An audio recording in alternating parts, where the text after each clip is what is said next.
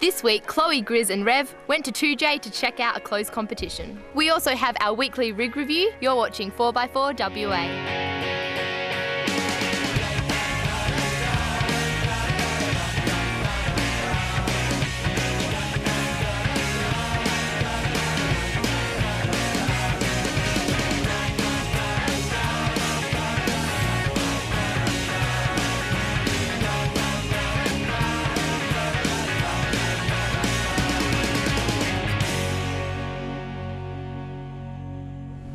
Alright, welcome to another episode of 4x4 WA.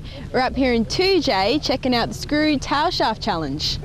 But first of all, guys, let me introduce you to our very, very special guest presenter, Graham. Welcome along, mate. Graham. Cheers, guys. Thanks very much. Thanks for having me. So what you been up to, Graham? We last saw you at Mud Guts and Glory, taking photos, getting in our way. Yep. And so what have you been up to since then? Oh, mate, I've been as busy as a one-legged soccer player. Just got back from the Kimberley. We've been filming a DVD up there. Custom shoots for the magazine. I work for Australian Four-Wheel Drive Action. Yeah, it sees me travelling all over the state. I've got a couple of weeks at home and then I'm off to the Simpson Desert. And how did you score a job like that? Good looks, knowledge. No, mate, it was just... Well, I've got all them. Yeah. No, mate, it was one of those situations I get asked a lot. I couldn't do it again if I tried. Right place, right time, and a lot of luck. Right. But I ain't giving it away for nothing. I love it. That's it, eh? That's it. Well, anyway, you're going to see a lot more of Graham on this episode. But first of all, we're going to go have a chat to Duncan, who organised this event. So let's go have a chat to him. Alright, Duncan, welcome back to the show. Tell us, what's it all about today?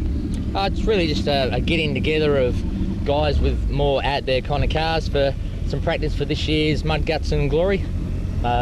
Get some boys out, give them practice with their navigators, helmet comms, get them actually out on the rocks playing.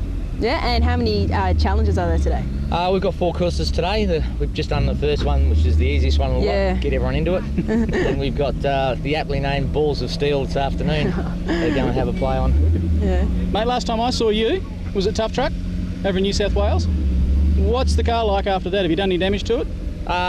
No, we were lucky actually, considering some of the other cars. We dented the door, we dented the tail shaft. Yep. Did a crank angle sensor in the mud, but that was always going to happen. That's bugger all. That was looking at Tough Truck. Really, that was it. We did very well. And what place did you get? We came 13th out of 38. Went there hoping just to make top 20 and ended up 35 points short of top 10. So that's our aim for next year. Absolutely huge effort. Oh, it was great. You know, the support from the guys from WA going over was awesome. Cool. Yeah. Well, looks like we're motivating. How about we get into it? We are. Yeah. What are we doing? Balls of Steel?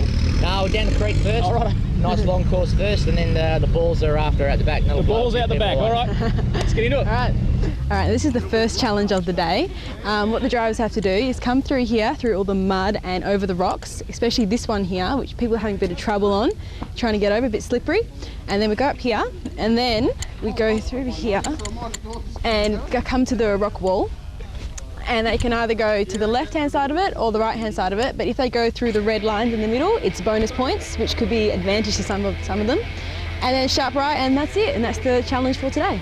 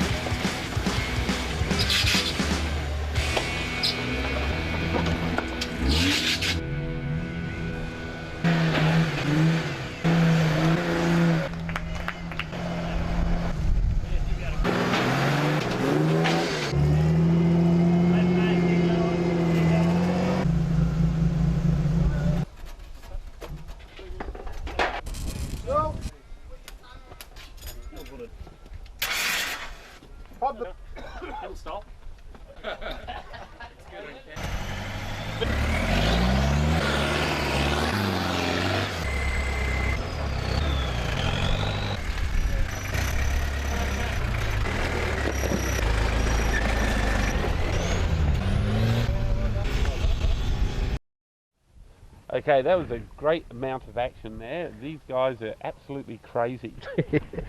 Coming up next, guys, we've got a rig review. So whose rig we're going to have a look at, Rev?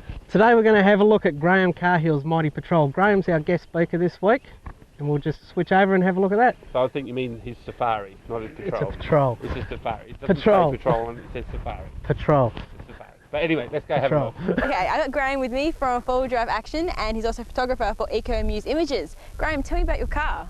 Righto, I've got a short wheelbase Patrol, GQ Patrol. It's an 89 model. It's a diesel.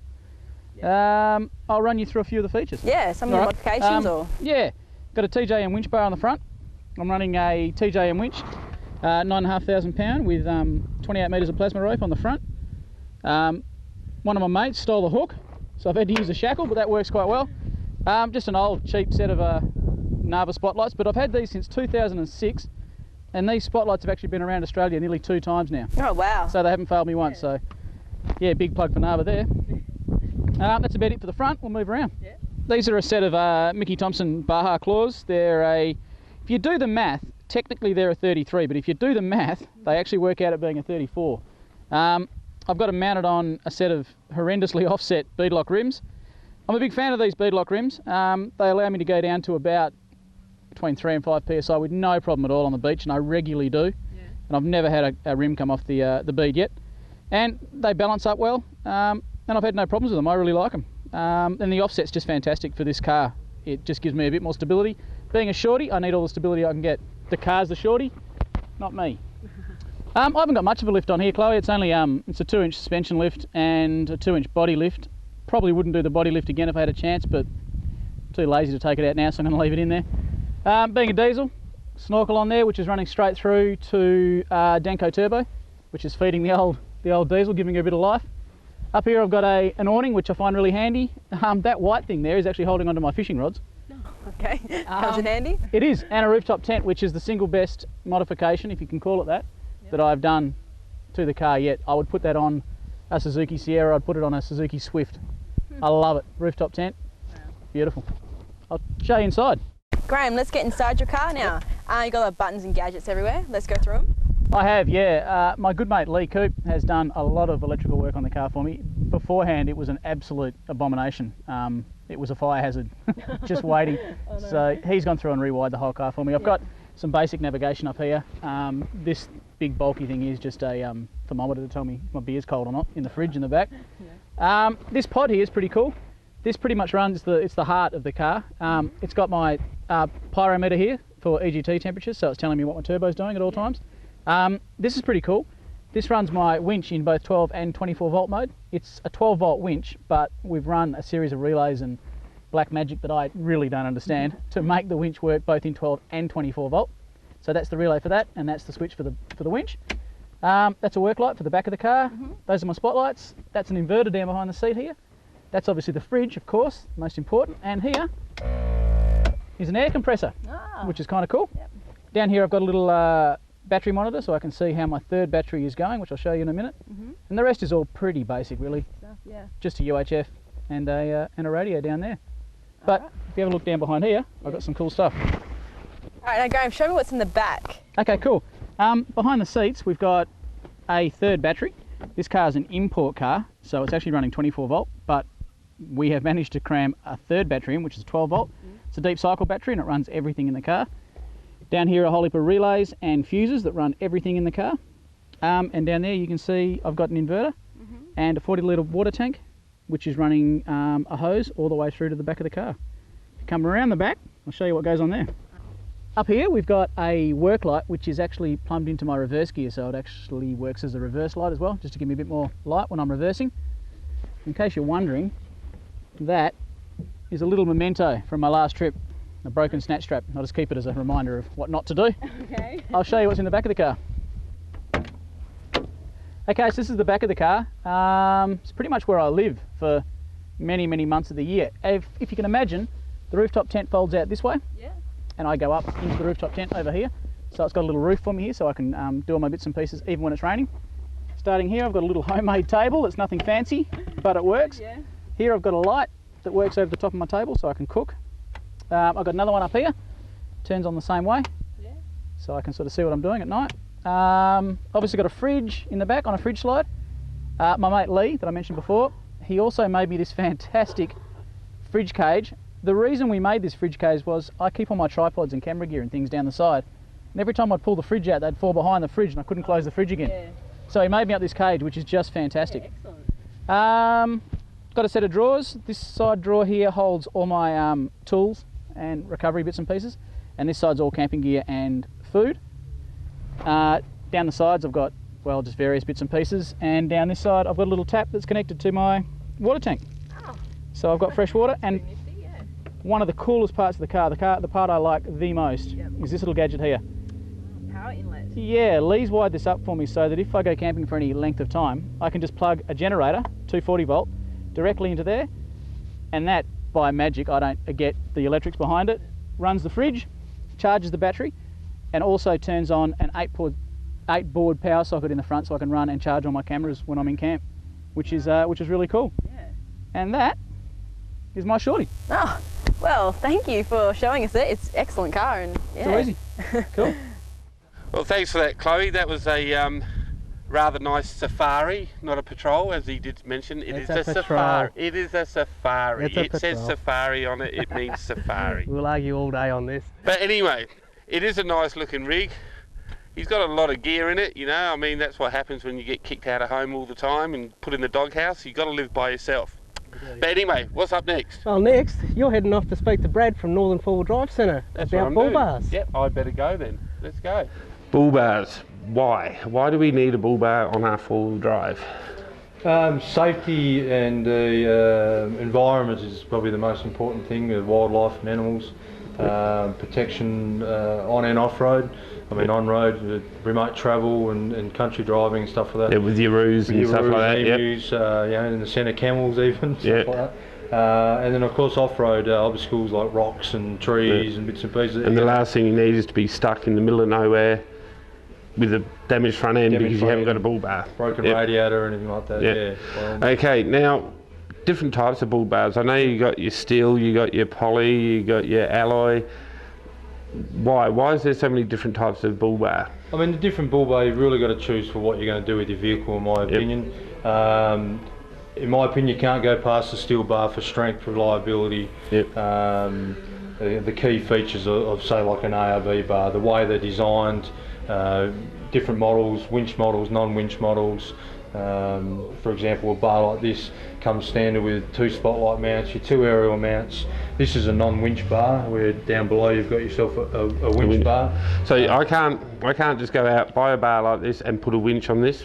If it's a non-winch bar, no, because of the new design rules, ADR compliance and airbag compliance, the vehicles have to be designed and tested with the accessories on. So this bar here is not designed to have a winch on it. If you go and bolt a winch underneath on a bar that's not meant to have a winch on it, it could crumble in a different way and set airbags off either too late or prematurely. So there goes the idea of me cutting a big hole in me bull bar and putting a winch. Okay, so you're different. Your winch bar to your non-winch bar, obviously they've got highly strengthened points where the winch sits then. Is that how it works? Yes, most of the bars are reinforced in behind. They've got different cradles and fit kits on the vehicles. When you're looking at bars, you've really got to look, all steel bars aren't the same as well. Look at the thickness of the steel, the quality of the powder coat on it, the manufacturing. For instance, this bar, the upright, the main strength goes all the way down through the upright. Your inner tube actually comes in behind the wing and reinforces. Yeah, I noticed that one. There's a lot more strength, and you've got options of, on mostly newer vehicles, of adding your fog lights. A lot of your new vehicles come with fog lights. I see they're all colour coded now instead of the old standard black bull bar. Exactly right. To fit in with the newer looking vehicles now, you can also get them colour coded to suit, so they just haven't got the standard black colour. Okay, so your steel bull bar is obviously the top of the range, and then after that you'd have like what, your poly or your poly or your alley. We come around here, guys, and we have a look at these poly bars. So what's the main thing? I mean, poly. You know, you'd think that as soon as you hit something, it's going to crumble, you know, or shatter once it gets a bit of sun on it. You know, harden up and shatter. The poly bars are UV treated on that. They don't, not like most of your plastics, they last a long time in the sun. The basic principle behind a smart bar is the weight. So for your normal vehicles like non-4-wheel drives, your 2-wheel drive vehicles, your Commodores and that, you haven't got a big heavy bull bar off the front, so it doesn't affect suspension and the way the vehicle's handled. The smart bar itself can take a fair impact, bend back, and it'll pop back out of shape. So that's the main principles behind that. They are available for 4-wheel drives, depending on some of the 4-wheel drives, whether they're available with winch fit kits. Some of them you don't have spotlight mounts and stuff like that, but it's more for your 2-wheel drive vehicles. Okay, so you deal with 2-wheel drive vehicles here as well? We do all frontal protection systems, nudge bars and stuff as well. And then from there you go to probably the aluminium bars, back around over the other side. Back over this guy, where he goes. It's a big shop. Okay, aluminium. Aluminium bars, again, lightweight. So for the person for around town and that, it does offer some protection, nowhere near as much as a steel bar. It is also a good basis point for your spotlights and aerials and accessories, which a lot of the time is why most people put a bull bar on, is mainly to mount their accessories off. So I mean, again, it's nowhere near the strength, or has the impact strength of a steel bar. There is a big difference in quality of aluminium bars. Again, check the thickness of the aluminium used, how it's welded, its ADR and airbag approvals and stuff like that. Now, this is a funny looking bull bar. It's not much of one. What's this one about? This is a new X-Rocks bars made by Outback Accessories, aimed at more of the very off-road market. The main features of this bar is, of course, the entry and departure angles. You cut a lot of the area of the bumper out, so you've got the entry and departure angle to your wheels is a lot better on a bar like this. And this one's set up, you can put a winch in there? Yeah, these ones take all low mount winches. They've got anywhere up to 6 mounting points for spotlights and aerials, so a lot for your accessories there. Currently the range for this bar is getting bigger and bigger. Mainly it's at the moment your patrols and your 100 series, but they are doing your Navaras and stuff like that. Because I've seen this type of style on the competition vehicles, but this is like an everyday use one? It can be used for every day as well. Cool. And I've noticed it's got high lift jacking mounts. Jacking point mounts, cool. Another good thing to look for in bars is something like that. Because there's nothing worse than trying to find a spot for one, is there? Well, there we go. Well, cheers for that, Brad. No worries. There we go. Bull bars, guys. Another great accessory for your four-wheel drive. Thanks for that, mate. Thank you very much, everyone, for coming along, and just great to see so many people put their hands up and come out and have a play on some of the harder tracks, and hopefully it'll help people out towards this year's comp. Yeah, shame about the rain, but now you get that. And the winner, the man who had probably the biggest headache all day long, was very, very quiet, and he's won by 10 points, is Simon. You absolute legend, you. So you get the inaugural Twisted Tailshaft Challenge trophy. Bring it on, guys. Good on yous. 300 points. They didn't lose a penalty point or anything all day long. Legends. Legends. All right. No worries. Second, 10 points behind, and a dubious out of the course, no penalty. Team Carnage. Team Carnage. Thanks, mate. Just cheap ass ball, mate. It's all good. Mate. It's all good. Oh, and third, there you go. It's the Bunky. It's the Bunky Lux. Christopher Bibby. He's disappeared, so being he's never, I will. See, you can quite heavily take that. Beautiful. There is one other trophy to be awarded.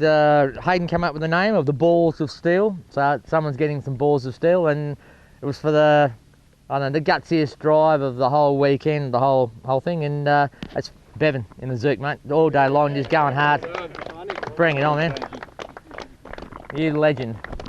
Thank you very much, guys, for coming, and have a few drinks and enjoy tonight. Oh, thank you very much as well to Pete, the property owner, for letting us come and enjoy his property, which is great. Well, Graham, it's been an absolute pleasure having you here with us this week. Thank you very much for coming along. Guys. Enjoyed it immensely. It has, mate, and we do like your safari. It's a patrol. I'm going to leave it at that. Yeah, so great time up here at the Screw Tailshaft Challenge up in 2J. So until next week, guys, what will we do? We will see you somewhere. We could maybe catch you out there somewhere, or we could do something. But anyway, see you next week.